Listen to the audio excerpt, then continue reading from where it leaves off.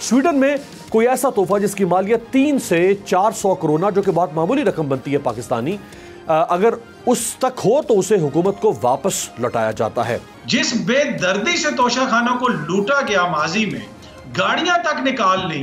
मतलब कि फिर जब वो लोग एतराज करते हैं ना कि इमरान खान की इस घड़ी के ऊपर कि जी वो जो घड़ी उसने कानूनी तौर पे ली लेकिन सऊदी अरब से आई थी तो इसलिए बेच दी, तो ये बड़ा जनाब इखलाकियात का ये हो गया वो हो गया। और अपने यहाँ से ये बातें लीक हो रही थी कि इतने खैरात का और इसने इतने खैरात का, तो उनके लिए है कि हदीस है कि असूलन गुनाहगार ना हो, गुनाहगार पे पत्थर उछालने वाले। सब्सक्राइब करें और बेल दबाएं ताकि कोई खबर रह न जाए।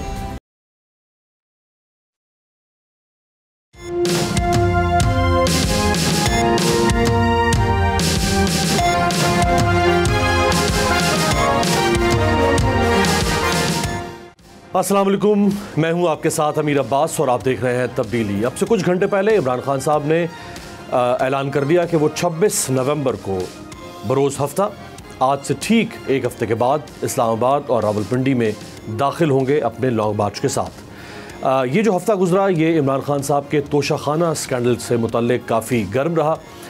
हुकूमत और हुकूमत में शामिल तमाम जमातें इमरान खान साहब को तोशाखाना चोर, जबकि इमरान खान और उनकी जमात ये समझती है कि उन्होंने कोई गैर कानूनी काम नहीं किया। तो क्या ये गैर अखलाकी काम था या गैर कानूनी काम था, इस पर आगे चल के बात करेंगे। लेकिन पूरी दुनिया में हुक्मरानों को जो तहफ़ मिलते हैं, मुख्तलिफ ममालिक में इसकी क्या पॉलिसी है वो जल्दी से आपके सामने रखते हैं। BBC रिपोर्ट करता है कि अमरीकी कवानीन के तहत सरकारी मुलाजिम कोई भी तोहफा जिसकी मालियत $390 से ज़्यादा है नहीं रख सकता। ये कानून 1966 में बना जब अमरीकी सियासतदानों को कीमती गाड़ियाँ और घोड़े यानी कीमती घोड़े भी तहफ़ में मिलना शुरू हुए। इस रकम से ज़्यादा मालियत के जो तहफ़ हैं वो अमरीकी स्टेट डिपार्टमेंट अपने पास या फिर अजायब घरों में या नेशनल आर्काइव में सजा के रखता है। अगर सियासतदान इन तहफ़ को ख़रीदना चाहें तो 100 बिस्मिल्लाह वो बाज़ार की कीमत पर उन्हें ख़रीद सकते हैं। अमरीकी सदर रेगन के ज़माने में $100 से $180 मालियत तक के तहफ़ हुक्मरान ख़रीद सकते थे, जिसमें बाद में इजाफा करके $390 कर दिया गया। $35 या ज़ायद मालियत से ज़्यादा के तहफ़ को ज़ाहिर करना उस वक्त ज़रूरी करार दे दिया गया। अमरीका के वफाकी कानून के तहत अमरीकी सरकारी इदारों या एजेंसीज़ के मुलाजमीन अगर $415 मालियत से ज़ायद के तहफ़ वसूल करें तो उन्हें दफ्तर खारिजा को मुत्तले करना ज़रूरी करार दिया गया, जिसका मकसद है कि अमरीकी हुकूमती और सरकारी शख्सियात को गैर मुल्की शख्सियात या इदारों के इन्फ्लुएंस से बचाया जा सके। अमरीकी सदर जॉर्ज बुश के ज़माने में उन्हें एक कुत्ता तोहफ़तन मिला और ऐवान सदर के अमले ने वो कुत्ता भी नेशनल आर्काइव के अमले से कहा कि उसे अपनी तहवील में ले लें।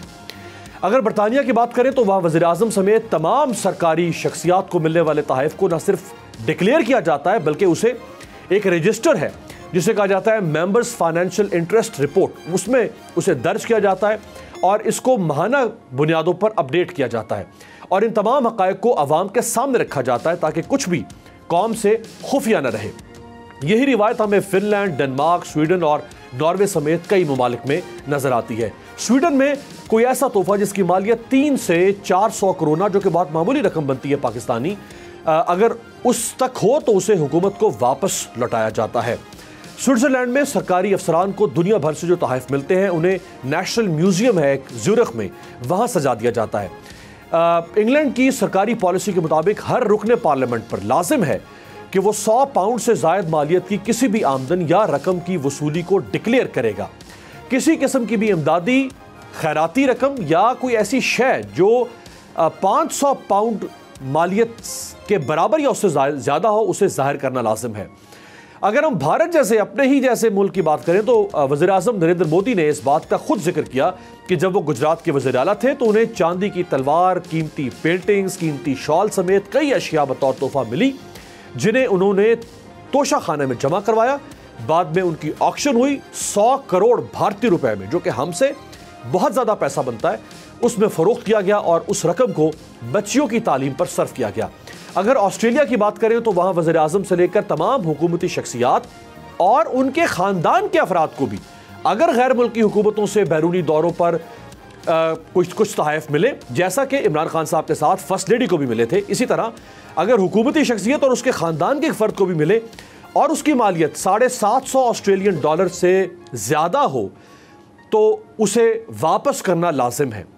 और अगर वहाँ किसी हुकूमती शख्सियत को किसी प्राइवेट शख्स से या किसी इंडस्ट्रियलिस्ट से 300 मिलियन डॉलर मालियत तक के ताइफ मिले तो वो रख सकता है, उससे ज़्यादा हो तो उसे 28 रोज़ के अंदर सरकार को जमा करवाना लाजिम है। अगर दुनिया के बाकी ममालिक का भी जायज़ा लें तो उनके कवानीन पाकिस्तान की निस्बत है, लेकिन पाकिस्तान के इस कानून में इंतहाई झोल, तफरीक और मुसावात की सरीन खिलाफ वर्जी नज़र आती है। इस सारी सूरत पर बात करते हैं मेरे साथ जो 3 मोतबर शख्सियात मौजूद हैं। ऑनरेबल पाकिस्तान पीपल्स पार्टी की सीनियर मरकज़ी रहनुमा शैला रज़ा साहबा हमें कराची से ज्वाइन कर रही हैं, आपका बहुत शुक्रिया। अतर काज़मी साहब सीनियर सहाफ़ी हैं और ख़ुद BBC जैसे आलमी इदारों से वाबस्ता रहे हैं, वो इस बारे में क्या मालूमात और राय रखते हैं उसको भी शामिल करेंगे। और अबू ज़र सलमान खान न्याजी साहब सीनियर एडवोकेट हैं और इन्होंने एक दरख्वास्त दी हुकूमत पाकिस्तान को थ्रू जो राइट टू इंफॉर्मेशन एक्ट है उसको इस्तेमाल करते हुए कि हमें ये मालूमात चाहिए जो तोशा खाना से मुतल्लिक हैं, लेकिन उन मालूमात को ज़ाहिर नहीं किया गया। इस पर भी आगे चल के बात करेंगे। शैला रज़ा साहिबा, आपसे आगाज़ करूँगा, आप क्या समझती हैं कि ये कानून की खिलाफ वर्जी का ज़्यादा मामला है या अखलाकियात की खिलाफ वर्जी का ज़्यादा मामला?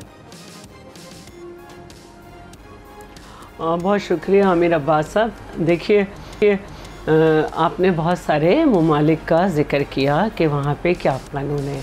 पाकिस्तान के कानून के मुताबिक जो पुराना कानून था उसमें 20% अदायगी करके कोई तोहफ़ा लिया जा सकता था, जो कि मुख्तलिफ़ अदवार हुकूमत में जो है उस पर अमल होता रहा।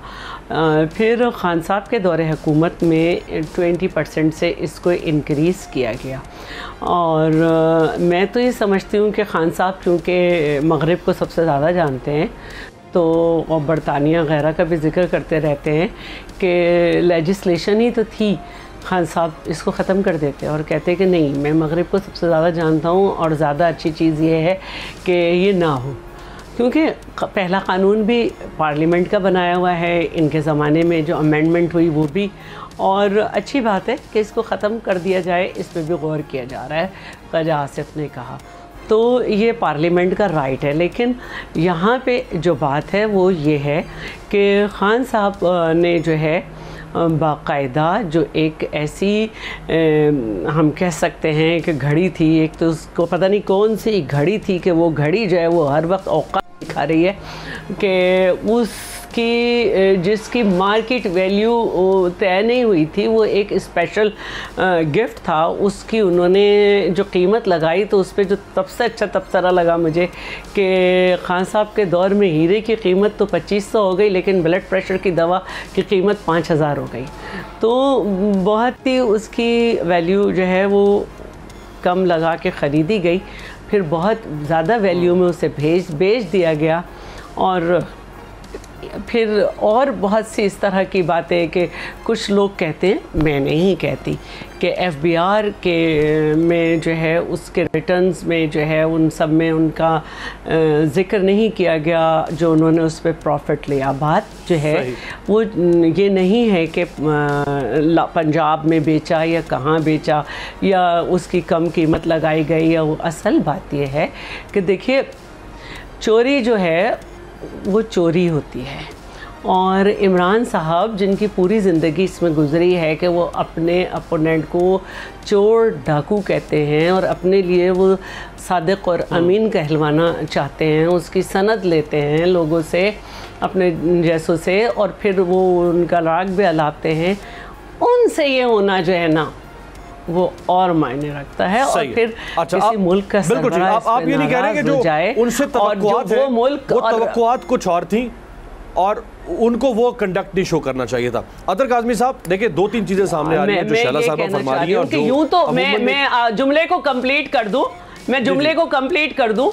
यूं तो उनसे जो तवक्कुआत थी उनके वादों के मुताबिक वो किसी पे पूरा ना उतरे, लेकिन एक ऐसी घड़ी कि जिस पे खाना काबा जो मुसलमान की महराज है, जिसकी ख्वाहिश है कि मैं चला जाऊं, जिसको देखना, जिस पे नज़र पड़ना जो है वो मुसलमान की सबसे बड़ी इबादत है, उन्होंने उस घड़ी के साथ भी जो किया है वो घड़ी उन पे हमेशा भारी रहेगी। जी अतर काज़मी साहब, डिक्लेरेशन ना करना समझ में आता है कि अगर आपने बेच के पैसे लिए या आपके पास तोहफे थे, आपने डिक्लेयर नहीं किया उसको तोशा खाने के रिकॉर्ड में, या बेच के पैसे लिए डिक्लेरेशन ना की, समझ में आता है कि वो जुर्म होगा। अगर आपने जानबूझ के उसकी कीमत कम लगवाई, अगर उसका कोई सबूत मौजूद है, अगरचे उसका एक प्रोसेस है कि वो कीमत कैसे लगवाई जाती है, लेकिन अगर आपने जानबूझ के उसकी खिलाफ वर्जी की तो वो जुर्म है। लेकिन ख़रीदना तो कोई जुर्म नहीं है, क्योंकि हमारे कानून में लिखा हुआ है सब खरीदते आ रहे हैं। अगर बेची है तो उसकी अखलाकी बहस हो सकती है कि उसको बेचना मुनासिब था या नहीं था, लेकिन बेचने पर भी कोई कानून नहीं है कि आप बेच सकते हैं या रख सकते हैं, उसके ऊपर भी एक अखलाकी बहस हो सकती है। तो ये क्या आपको समझ आ रही है कि ये केस कहाँ खड़ा हुआ है?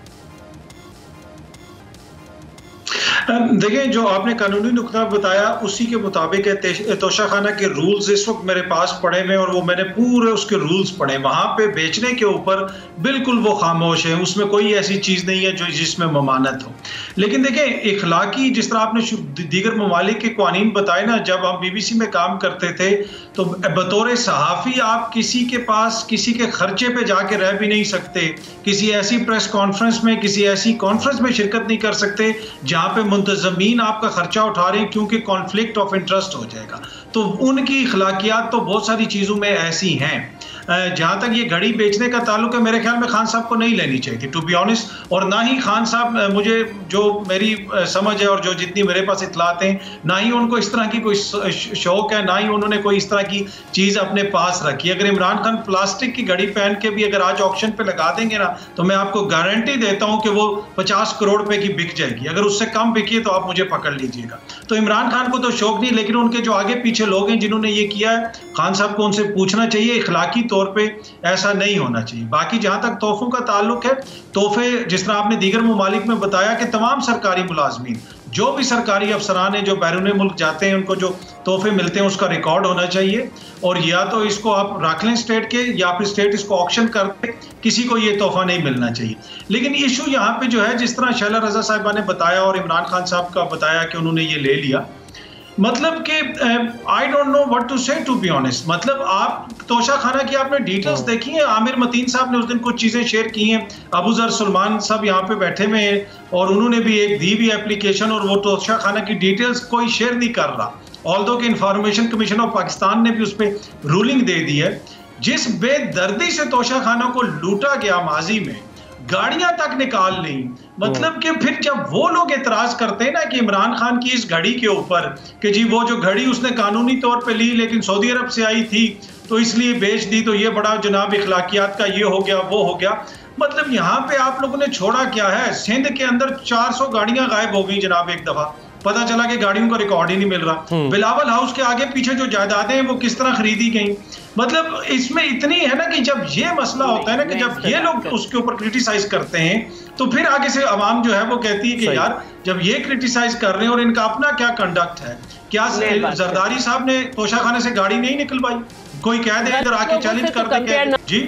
आप उन्हें गलत लोगों से, बुरे लोगों से कंपेयर करके ग्रेस क्यों, ग्रेसिंग मार्क्स क्यों दे रहे हैं? रिकॉर्ड की दुरुस्ती के लिए कह रहा हूं, करना ही नहीं चाहिए था ये ना। वो आप उनसे उनके ऊपर इतराज कर रहे हैं, तो मैं बात कर रहा हूं कि वो किस माहौल में हम ऑपरेट कर रहे हैं कि जरदारी साहब ने तोशा खाने से गाड़ी निकलवाई। नहीं, वो तो बुरे लोग थे ना, वो तो चोर डाकू थे। तो आपने कैसे किया? जो हीरे के कैरात की बात निकलती है वो भी आपके घर की निकलती है। तो ये खान साहब का घर नहीं हुआ, खान साहब का घर नहीं हुआ, पन्ना की तमन्ना हो गई कि हीरे उसे मिल जाए। जी जी, हीरो का हार की स्टोरी भी हमें पता है, मैं उस पे नहीं जाना चाहता, इसलिए कि इट्स नॉट अबाउट पर्सनल। नहीं, उसकी स्टोरी आपको नहीं पता, मैं बताऊंगी।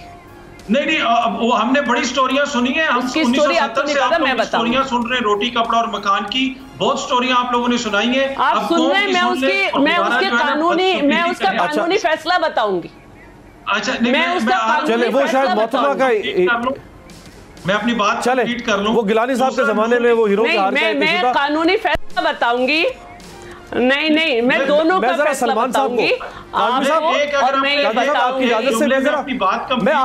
मैं शैला में वापस आता हूं। एक जुमले में अमीर भाई, एक जुमले में अपनी बात कंप्लीट कर लूं, एक जुमले में से, और फिर उसके बाद आप सलमान साहब के दूसरा जो है, इसी तरह जिस तरह जो है शैला रजा साहब ने कहा कि घड़ी के ऊपर खाना काबा बना हुआ था, यही नून लीग वाले भी कहते हैं।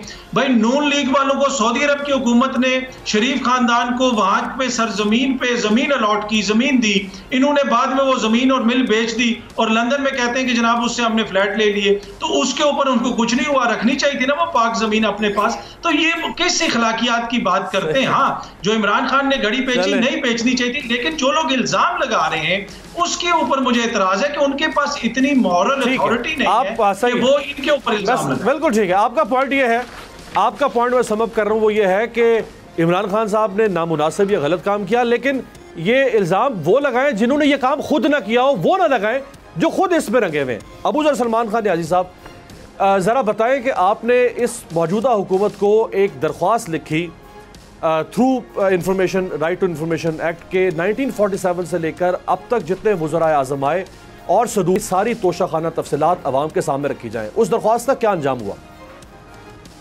देखिए, मैंने अमित 23 अप्रैल 2022 को लेटर लिखा था सेक्रेटरी कैबिनेट को।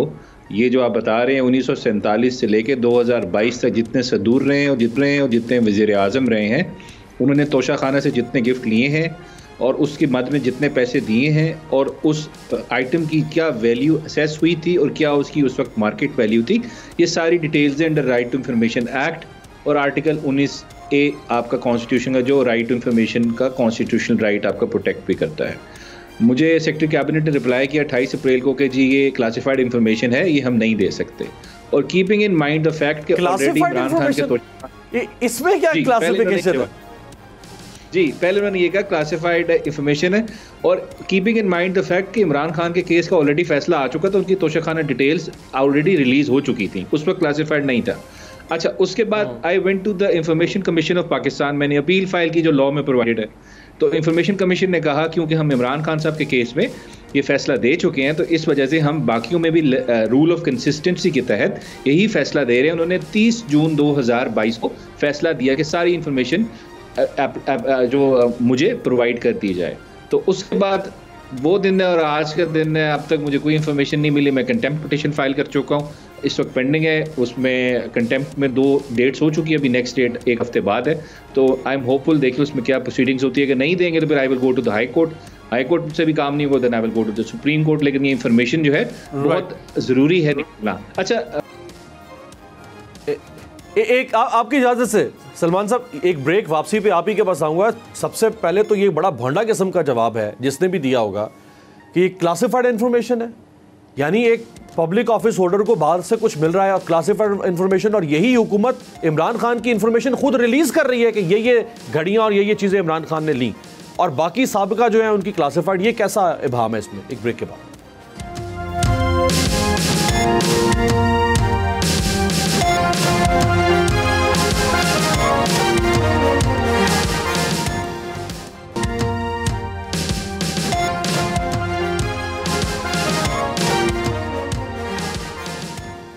ब्रेक के बाद खुश आमदेद। बात हो रही है इमरान खान साहब के तोशाखाना स्कैंडल से मुताल्लिक। अबू ज़र सलमान खान नियाज़ी साहब, सबसे पहले तो ये बता दें कि इसमें कौन सी ऐसी क्लासिफाइड इन्फॉर्मेशन है? क्या ये पाकिस्तान के कोई एटमी राज हैं? क्या पाकिस्तान के कोई एटमी इंस्टॉलेशंस के बारे में इंफॉर्मेशन है? क्या पाकिस्तान के कोई एटॉमिक वेपन्स के बारे में इंफॉर्मेशन है? ये कौन सी ऐसी इंफॉर्मेशन है कि जिसको क्लासिफाइड इंफॉर्मेशन कहा जा रहा है? नहीं, बिल्कुल क्लासिफाइड नहीं था। ये सिर्फ एक बहाना था कि सेंसिटिव इंफॉर्मेशन है, क्लासिफाइड इंफॉर्मेशन हम नहीं दे सकते। देखिए, 2 चीज़ें, एक तो ये क्लासिफाइड इंफॉर्मेशन नहीं थी, बिल्कुल दी जा सकती है। ये आर्टिकल 19A हमारे आइन का एक फंडामेंटल राइट है, supreme law of the land है। मैटर ऑफ पब्लिक इंपॉर्टेंस की इंफॉर्मेशन मुझे इनका देना हुकूमत का फ़र्ज़ है, ये कि मेरे पे एहसान नहीं करेंगे, तो इनका फ़र्ज़ था देना, इन्होंने मना किया। और दूसरी बात, ऑलरेडी इंफॉर्मेशन रिलीज़ हो चुकी थी इमरान खान साहब के केस की, तो वैसे ही ये मना नहीं कर सकते थे, वो क्लासिफाइड का आर्गूमेंट नहीं ले सकते थे। चले, इन्होंने ले लिया, फिर मैं इंफॉर्मेशन कमीशन चला गया, वहाँ पे फैसला भी आ गया। अब तो बात भी क्लियर है, एक जुडिशियल अथॉरिटी जो है उसने कह दिया है कि आप सारी इंफॉर्मेशन रिलीज़ करें, लेकिन अभी तक 5 महीने हो गए फैसला आए हुए, 1 साल की इंफॉर्मेशन भी रिलीज़ नहीं की गई। आमिर मतीन साहब ने जो लिस्ट दी है पिछले दिनों टीवी के ऊपर, देखें वो तो उन्होंने बताया इतने तोहफे लिए, लेकिन ये नहीं बताया कि किसने क्या तोहफा लिया, कि उसमें था क्या या उसमें पैसे कितने दिए गए थे।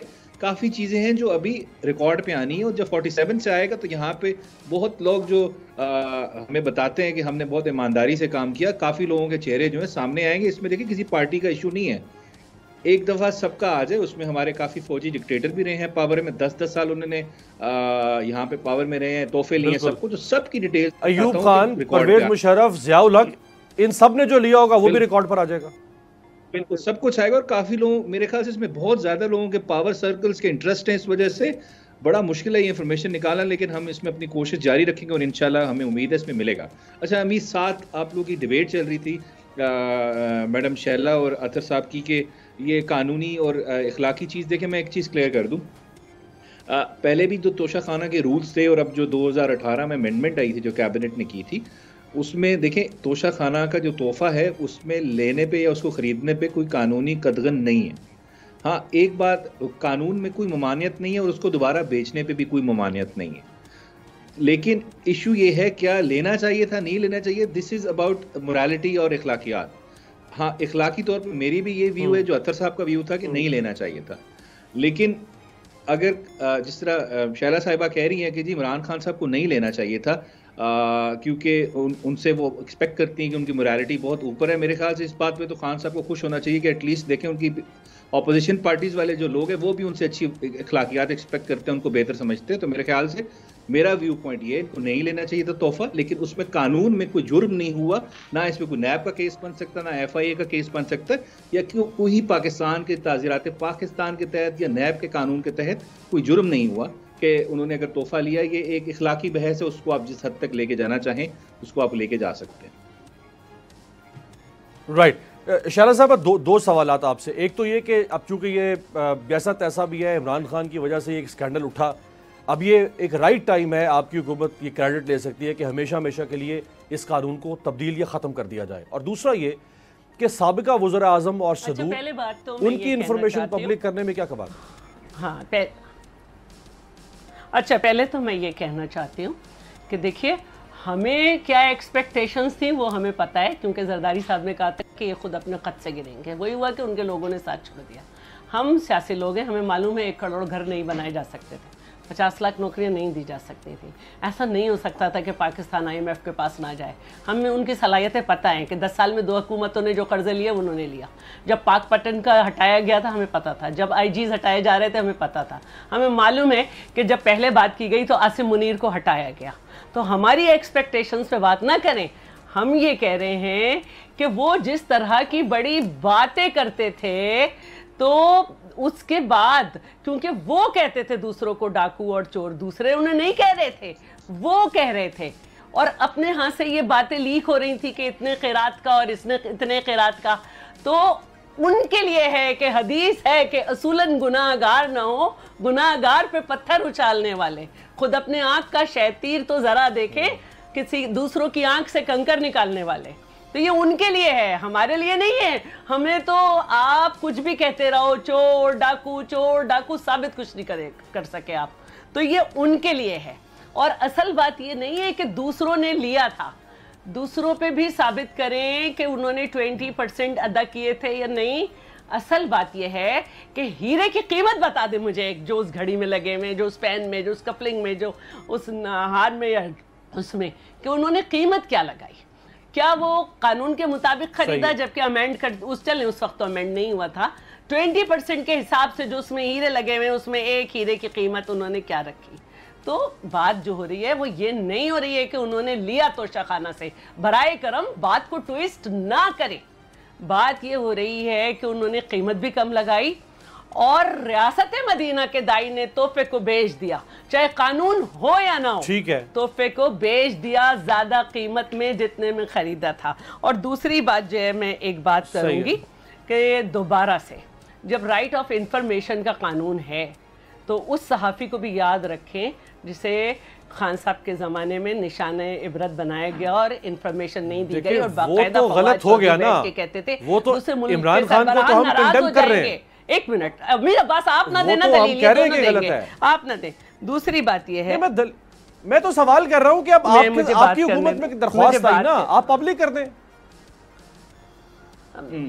मैं मुझे तो मसला नहीं है, इंफॉर्मेशन मिनिस्ट्री पास नहीं है, हमारे पास नहीं, उनको कर देनी चाहिए। दूसरी मैं एक बात कहूंगी, बीबी साहिबा के ऊपर जब ज्वेलर को पेश किया गया, उसने कहा मैंने इनका सुना है लेकिन मेरे पास ये खातून कभी भी नहीं आई। काज़मी साहब, ये अब जिम्मेदारी हुकूमत पे नहीं है। ठीक है, हम इमरान खान को कह देते हैं कि बड़ा ही गलत फैसला था, बड़ा ही इमोरल फैसला था, इमरान खान ने अखलाकियात की धज्जियां उड़ा दी। लेकिन काज़मी साहब, फिर अब इस वक्त ये अखलाकियात का एक मयार रख देना। अखलाकियात का मयार कौम तो सबसे बराबर की तवक्को करती है, वो जो भी हुक्मरान होगा। इमरान खान खुद दावेदार थे बेहतर अखलाकियात के, लेकिन हम तो हर हुक्मरान से अच्छे अखलाक की तवक्को करते हैं ना, सिर्फ इमरान खान से नहीं, हम तो सबसे इनसे भी करते हैं। तो ये बेहतर अखलाकियात का मुजाहरा कर दें और ये पब्लिक कर दें इन्फॉर्मेशन। काज़मी साहब देखिए, इशू ही ये है जो मेरी बड़ी बहन अभी शैला रजा साहिबा कह रही थी। ऑल रिस्पेक्ट है, मैं उनकी बहुत ज्यादा रिस्पेक्ट करता हूँ। कल वो सिंध असेंबली में एक करारदाद पेश करें और उस करारदाद में वो कहें कि तोशा खाना के जितने भी तोहफे जिसने जिस कीमत में लिए वो वफाकी हुकूमत इंफॉर्मेशन रिलीज करें। ये तो वो कर सकती है ना, इंफॉर्मेशन मिनिस्ट्री उनके पास नहीं है वफाक में, लेकिन सिंध में तो वो बैठी हुई है और एक पुरानी सियासतदान है, लोग उनकी बात भी सुनते हैं। तो वो मैं उम्मीद करता हूँ कि वो ये करारदाद लेके आएंगी। दूसरी बात ये, देखिए इखलाकियात की जब बात करते हैं ना, शैला जो साहिबा जो है या उनकी जमात जब इखलाकियात की बात करती है, ये वो जमात है जिन्होंने वजीर आजम खो दिया अपना, उसको नाहल करवा दिया, कॉन्टेम्प्ट करवा दी सुप्रीम कोर्ट की, स्विट्जरलैंड को खत नहीं लिखने दिया कि जनाब वो जो मुबैना वहां पे रकम पड़ी हुई है, जो डॉलर्स पड़े हुए, उस हवाले से सुप्रीम कोर्ट ने कहा कि खत लिखो। इन्होंने खत नहीं लिखा, इनके मुल्क के वजीर आजम ने, हमारे मुल्क के वजीर आजम ने, यूसुफ रजा गिलानी ने, वो घर चले गए। तो ये फिर किस इखलाकियात की और किस कानून की बात करते हैं? हाँ, अगर इमरान खान ने कानून तोड़ा है तो आप बनाएं उस पर मुकदमा, करें उसको, जनाब उसका ट्रायल करें। है कि शायद केस हुकूमत अब नैब में लेकर जा रही है तोशा खाना का। मुझे 26 नवंबर जो इमरान खान साहब ने तारीख दे दी है उस पर भी बात करनी है, एक ब्रेक से वापसी पे इसी पे बात करते हैं।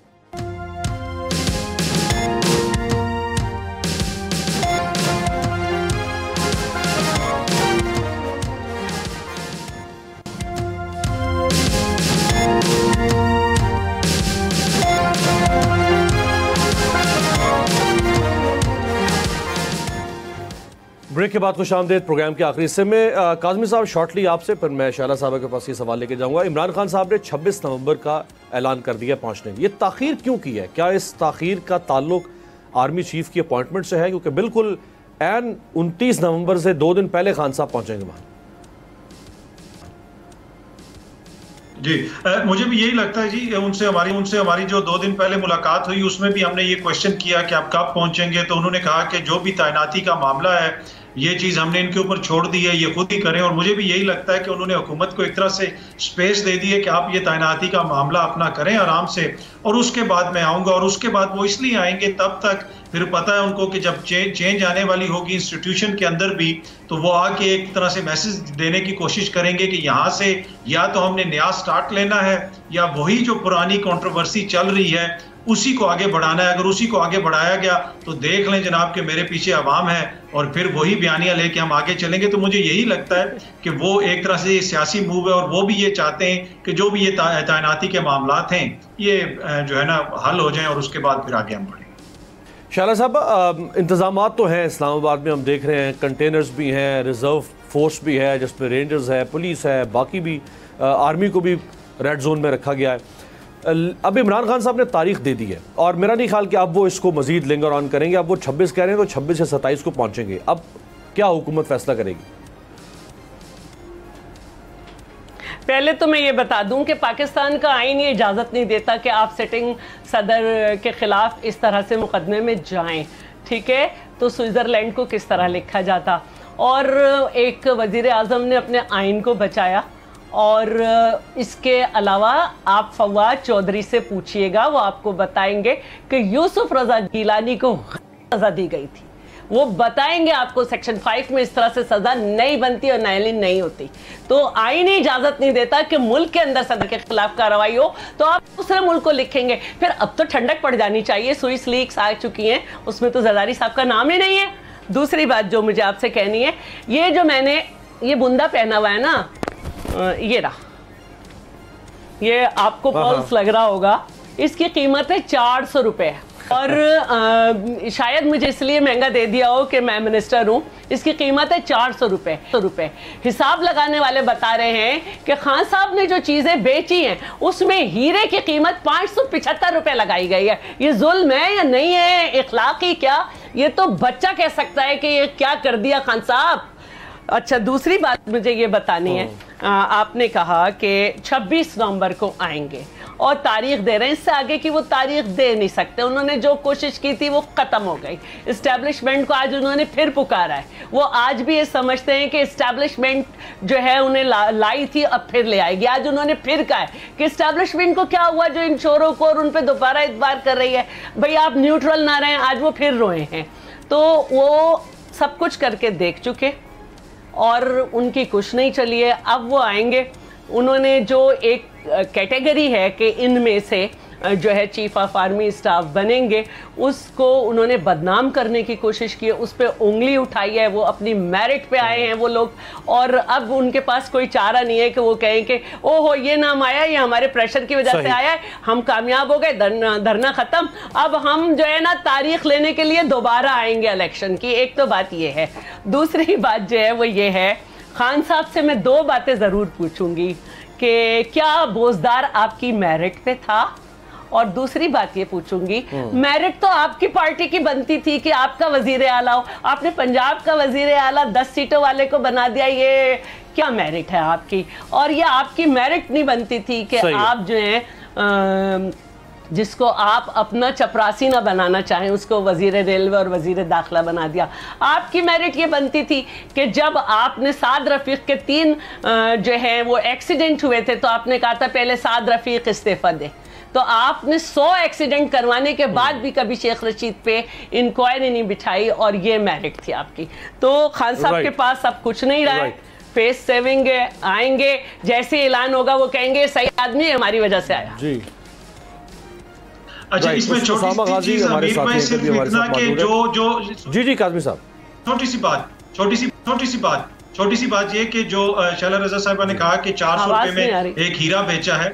400 रुपए में जो हीरे की कीमत लगाई है वो सरकारी अफसरान ने लगाई है। मैं उम्मीद करता हूं कि सुबह तक शैला रजा साहिबा की हुकूमत उन अफसरान के खिलाफ केस बना देगी, उनको या गिरफ्तार करेगी या उनके खिलाफ इंक्वायरी शुरू कर देगी, इसलिए कि ये कीमत सरकारी अफसरान ने लगाई थी, जो भी कीमत वो बता रही है। ये आपने बिल्कुल, कानूनी प्रोसीजर यही है कि शायद एक डिप्टी सेक्रेटरी या एडिशनल सेक्रेटरी सतह का शख्स होता है जो इन तहफ़ की मार्केट के हिसाब से कीमत का तयन करता है। तो इस स्कैंडल को भी खोल दे हुकूमत, तो शैला साहिबा की है, उस डिप्टी सेक्रेटरी को पूछें और एडिशनल सेक्रेटरी को क्या उसने ये सही लगाई थी या इमरान खान के दबाव के तहत ये लगाई थी। उसामा गाजी भी हमारे साथी का मौजूद है। उसामा, इस वक्त जो सूरत हाल है मीडिया की मजमूई तौर पर और ख़ास तौर पर बोल की भी, बोल के ओनर के ऊपर फिर केसेस शुरू कर दिए गए हैं, कभी FBR कभी कस्टम, ये क्या देख रहे हैं आप? देखिए, दबाव के टैक्टिक्स हैं। हमने देखा अरशद शरीफ साहब की शहादत से लेकर उससे पहले भी जिस तरह के केसेस थे, और ये बात ढकी चुकी है, सबको पता है कि चाहे समी इब्राहिम साहब हों, उनका प्रोग्राम बंद करने के लिए दबाव, इसी तरह से जितने भी नाम हैं, सदीक जान, इमरान रियाज, आप जानते हैं कि बोल न्यूज़ ने तब उनके साथ चलने का आगाज़ किया जब वो कई चैनल्स पर यानी खुद बुलाया गया, उनको पहुंच गए, तो उसके बाद उनका प्रोग्राम ऑन नहीं किया गया कि जी आना हम ये काम नहीं कर सकते, हम पर बहुत ज्यादा दबाव है। तो उस वक्त जब आप ऐसे लोगों के साथ चलेंगे तो ये चीजें फिर फेस करनी पड़ती हैं। और फिर आप देख रहे हैं कि इस वक्त बोल न्यूज़ सबसे ज्यादा पॉपुलर हो चुका है। अब डिजिटल मीडिया का दौर है, वो रेटिंग वगैरह वाले वो मीटर्स, वो तो स्टैट्स होते हैं, यानी पूरे पाकिस्तान में चंद 100 लगाए गए। तो उसके मुकाबले में डिजिटल मीडिया जब से आया है तो उसमें आपके पास सारे फैक्ट्स और एक एक चीज सामने होती है। तो मकबूल तरीन चैनल होना, फिर जो चीज वो चल रही होती है पूरी दुनिया में, पाकिस्तान में उसका इम्पैक्ट जा रहा होता है, तो जिनको वो पसंद नहीं आती फिर वो दबाव दोबारा से बढ़ाना शुरू कर देते हैं कि अच्छा देखो माजी में क्या हो चुका है, किस किस किस्म के केसेस हैं, क्या हो सकता है, इनको दोबारा किस तरह से चलाया जा सकता है, क्या कुछ हो सकता है। तो ये बड़ी अफसोसनाक सूरत हाल है। किस बात का भी है कि अब मौजूदा सेटअप 7-8 महीने हो गए हैं। इमरान खान साहब पर कहा जाता था कि जी वहां पर बड़ी पाबंदियां थी, चाहे पीका का मसला हो, दीगर हो, तो अब तो उससे हर लिहाज से आप देखिए कि ये जो 7-8 महीने गुजरे हैं, पाकिस्तान की तारीख में इस तरह के वाकयात नहीं हुए। अरशद शरीफ साहब को जिस बहरहाल एक सख्त माहौल जरूर रहा है ये मीडिया के लिए, इसमें सारे शवाहिद मौजूद है। अगर उनकी फहरिस्त रखी जाए तो उसके लिए एक और प्रोग्राम दरकार होगा। बहुत बहुत शुक्रिया शैला रजा साहिबा, अतर काज़मी साहब, अबूज़र सलमान खान न्याजी और उसामा गाजी साहब। प्रोग्राम को यहाँ ख़त्म करते हैं। हमने एक सवाल रखा लोगों के सामने। आवाज़ खल क्या कहती है, सुनिए। अगर खान साहब कहते हैं तो सारे लोग आएंगे, हम भी इंशाल्लाह जाएंगे। अगर वो पिंडी आते हैं तो अटैक रिसेंटली जो अटैक हुआ है उसके बाद भी यानी मैं नहीं समझता कि कोई और लीडर होता उसकी जगह तो अपने मौक़िफ़ पे इस तरह खड़ा रहता। वो अगर खड़ा हुआ है तो आवाम को फुल सपोर्ट करना चाहिए। खान साहब को जो मुल्क और कौम के मफाद में हो और जो भी सब के लिए बेहतरीन हो वो उनको फैसला करना चाहिए। खान साहब ने बुलाया है तो हम भी जाएंगे, आप सबको भी आना चाहिए और शिरकत करनी चाहिए क्योंकि मुल्क के बारे में वो काफ़ी अच्छी सोच रखते हैं।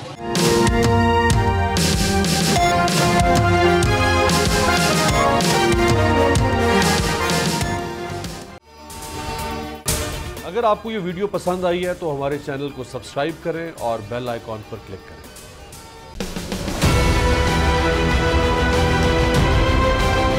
मैं आज बोल्ड टीवी वाले शोएब शेख को, उन्होंने उसकी जिंदगी को खतरा अब हो गया। पहले उसको था अरशद शरीफ को, आज शोएब शेख का मुझे पैगाम आया, उसको धमकियां दे रहे हैं कि उसको मारेंगे। इस सिर्फ के बोल्ड टीवी हमें उठा रहा है। बोल्ड ने हमेशा हक और सदाकत का साथ दिया, सच के साथ खड़ा रहा। हम हैं मिसाल अब्र, मगर इस हवा से हम डर कर सिमट ही जाएंगे, ऐसे भी हम नहीं। बड़ी मुश्किलात, बड़े बड़े चैलेंजेस, सिर्फ बोल खड़ा रहा, बोल डटा रहा। बोल को है जरूरत अवाम के दुआओं की। इजहार आसाती के लिए, पाकिस्तान के लिए, पाकिस्तानी अवाम के लिए।